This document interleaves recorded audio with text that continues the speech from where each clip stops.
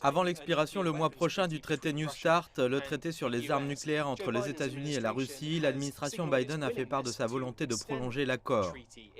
Le traité plafonne le nombre d'ogives nucléaires que la Russie et les États-Unis peuvent avoir à 1550 chacun.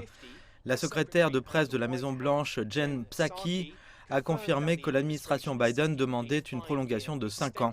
Le porte-parole du Kremlin, Dmitry Peskov, a déclaré vendredi aux journalistes que la Russie soutenait cette décision, mais qu'elle voulait voir tous les détails de la proposition américaine.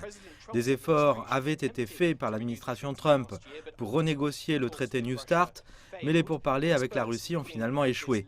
L'extension de ce traité sera considérée par de nombreux observateurs comme un début positif pour les relations russo-américaines sous le président Joe Biden. Le prochain point à l'ordre du jour de la sécurité pourrait s'avérer plus délicat.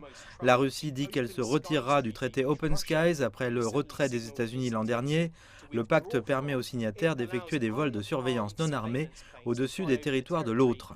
Les responsables russes affirment que l'accord a perdu de son importance. Toute la responsabilité de l'effondrement du traité Open Skies incombe aux États-Unis et à leurs alliés.